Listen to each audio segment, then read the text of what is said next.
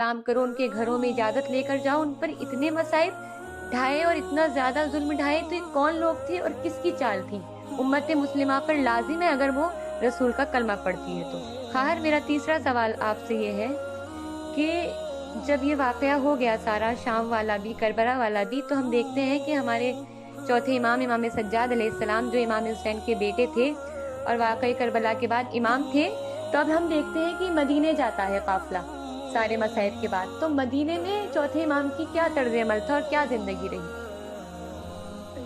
बहुत बेहतरीन सवाल जो इमाम सज्जाद अलैहिस्सलाम और अहले बैत अलैहिस्सलाम के अखलाक को उजागर करने वाला सवाल है। उनका फितरत ये कहती है कि अगर कोई बेटा है और उसके बाप के साथ कोई बेअदबी करे, सिर्फ बेअदबी, जी जी, कत्ल की नौबत नहीं, तो बेटा बर्दाश्त नहीं कर सकता। बिल्कुल। और उसका तर्ज अमल मुख्तलिफ हो जाता है अपने बाप के दुश्मन के साथ, उसका तर्ज अमल बदल जाता है, सारी चीजें वो दरकिनार करता है और दिल में ये है कि इसने मेरे बाप के साथ बेअदबी की। लेकिन वो बेटा जिसके बाप को सामने ही कत्ल कर दिया जाए, शहीद कर दिया जाए, सोचिए उसके दिल पर क्या गुजरी होगी। जो मसाइल नहीं भुला सक रहा, पूरी जिंदगी मसाइल को याद कर रहा है, तो उसका तर्ज अमल दुश्मनों के साथ क्या होना चाहिए। फितरत तो ये कहती है कि बहुत बुरा सलूक होना चाहिए, एक इंतकाम होना चाहिए, लेकिन वह तरबियत अहले बैत, उन्होंने क्या अखलाक पेश किया है। अगर हम देखें तो आप देखिए मरवान, कौन सी शख्सियत है मरवान, इसने कोई कसर नहीं छोड़ी है अहले बैत पर जुल्म करने से।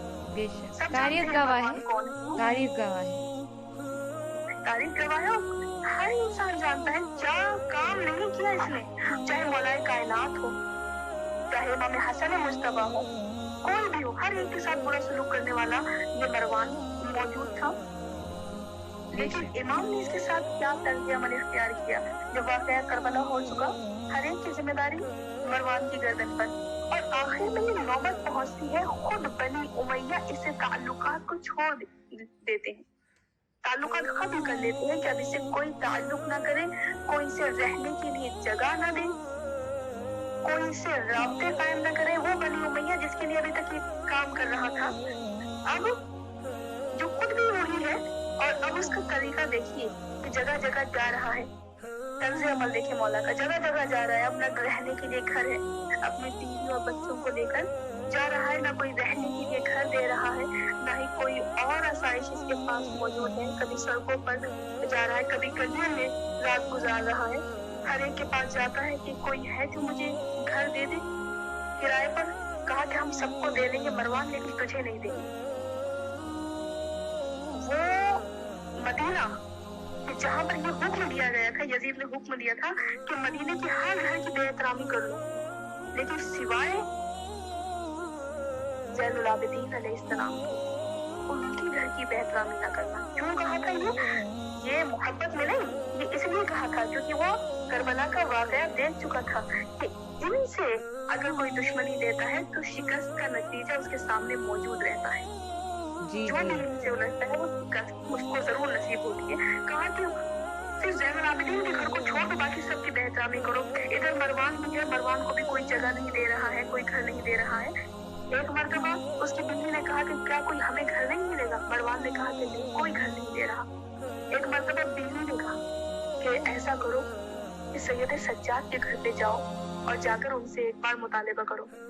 मरवान ने कहा कि तुम पागल हो गई हो, मैंने उनके साथ क्या सलूक नहीं किया, क्या जुल्म नहीं किया, क्या तुम्हें लगता है कि वो मुझे घर देंगे। एक मर्तबा उसकी बीवी ने कहा कि मरवान वो तुम जैसा नहीं, मरवान वो हम जैसे नहीं है, वो रसूल की आला औलाद है, पर जाके मुतालिबा तो करो।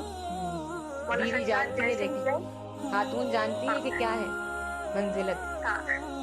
मौला सज्जाद के पास हो गया और जाने के बाद तारीफ कहती है कि जैसे गया दकुल बाप किया, मौला के गुलाम ने दरवाजा खोला, पूछा कौन, कहा मरवान। मौला को खबर दी मौला मरवान आया है। मौला नंगे पैर दौड़े, जाकर दरवाजा खोला, मिले। जैसे ही मरवान ने देखा दुश्मन अहले बैत है, लेकिन देखे तर्ज अमल मौला का, देखा नंगे पैर बाबर है ना, कहा मौला आप ऐसे क्यों? कहा कि मैं नहीं चाहता था जितनी देर मुझे नालैन पहनने में लगे उतनी देर तुम्हें इंतजार में लगे। मैं तुम्हें इंतजार नहीं करवाना चाहता था, लेकिन दुश्मन अहले बैत है। और मौला का तर्ज अमल, कहा मौला आपसे एक सवाल करने आया हूँ। मौला मुझे कोई घर नहीं दे रहा, किसी के घर में अमान मुझे नहीं सिवाय आपके घर। आपके घर में मुझे अमान है, आपका घर महफूज है।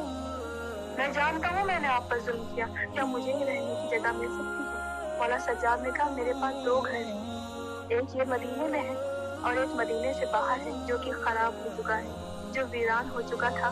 मौला ने ये नहीं कहा कि किसने वीरान किया, मौला ने जलील नहीं करना चाहा। अखलाक़े मौला के रसूल। सामने तमाम मसाइल मौजूद थे मौला के पास, लेकिन मौला ने एक मर्तबा कहा कि वो किसी वजह से खराब हो गया था, वीरान हो गया था, लेकिन मैंने अब उसकी तामीर करवा दी है। तुम चाहो तो यहाँ रह लो, चाहो तो वहाँ रह लो। एक मर्तबा मरवान ने कहा मौला ये आपका घर है, आप इजाजत दीजिए, जहाँ आप कहेंगे मैं चला जाऊंगा। मौला ने कहा बेहतर ये है कि आप मदीने वाले जो मदीने से बाहर घर है ना वहाँ चले जाओ। कहा मौला क्यों?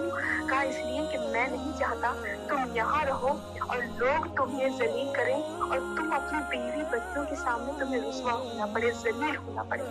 अल्लाह इतनी अकबर, एहतियात अल्लाह मौला ने। वाह वाह क्या बात तो है। क्या एहतियात बरत रहे मौला? कहा कि मैं नहीं चाहता कोई जलील करे, लेकिन कोई एक बार निकाह करे करबला।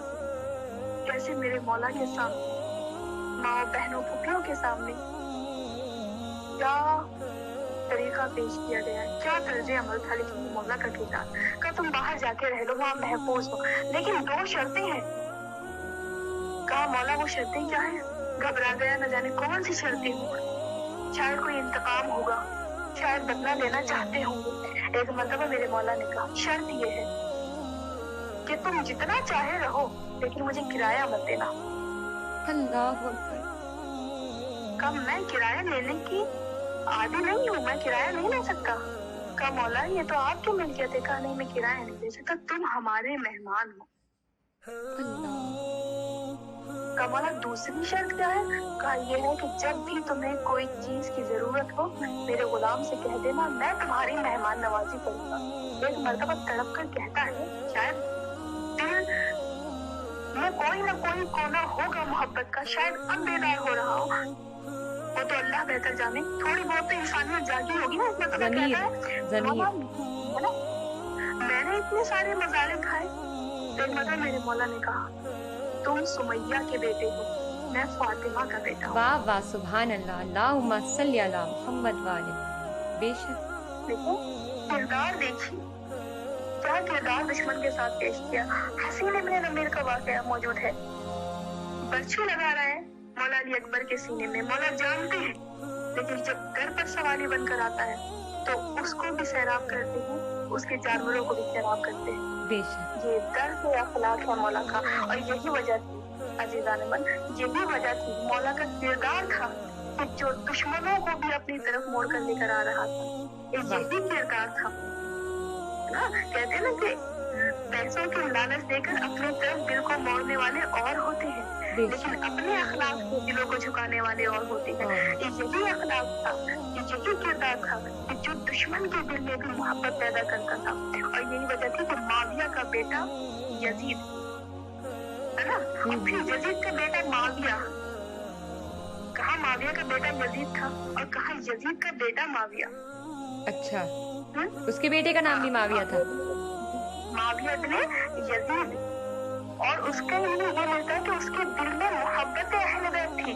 अल्लाह क्या बात है।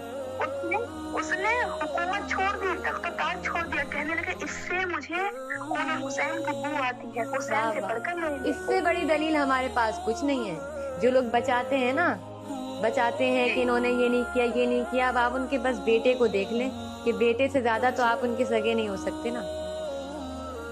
बेटे ने ही लात मार दी तख्त ताज पर, तख्त ताज को छोड़ दिया, मोहब्बत हुसैन।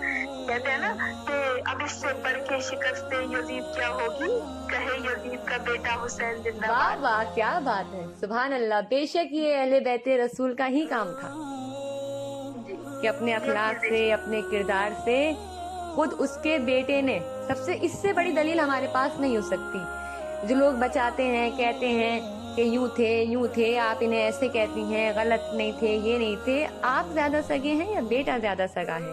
اور جو بیٹا آنکھوں سے دیکھ رہا تھا، چشمدید گواہ تھا، اس نے ٹھکرا دیا اور کہا کہ مجھے اس سے خون کی بو آتی ہے، میں اس تخت و تاج کو ٹھکراتا ہوں۔ خواہر آپ کا بہت شکریہ، آپ نے ہمیں وقت دیا اور اتنی پیاری پیاری باتیں ہمیں بتائی ہیں، مدلل ہمیں جواب دیے ہیں، اور بس ہم آپ سے بھی رخصت لینا چاہتے ہیں اور اپنے سامعین سے بھی رخصت لینا چاہتے ہیں، اس امید اور یقین کے ساتھ کہ کوئی اگر سچا مسلمان ہے تو وہ جا کر دیکھے کہ اہل بیت رسول پر کس نے ظلم ڈھائے، اور وہ لعنت اللہ علیہ ہے یا سلام اللہ علیہ ہے۔ اس لیے کہ دیکھیے، ہم لعنت بھیجیں یا نہ بھیجیں، قرآن نے کہہ دیا کہ سیعلم الذین ظلموا ای منقلب ینقلبون، بے شک ظالمین سے انتقام خدا کا وعدہ ہے۔ تو اگر ہم لعنت بھیجیں یا نہ بھیجیں، یہ خدا کی ڈائریکٹ لعنت ہے ظالمین پر، اور دنیا اور آخرت ہر جگہ لعنت ہے۔ انشاءاللہ پھر ملاقات ہوتی ہے اگلے آنے والے پروگرام میں، تب تک کے لیے خدا حافظ۔ مجھے بھی اپنی دعاؤں میں یاد رکھیے گا۔ خدا حافظ شما۔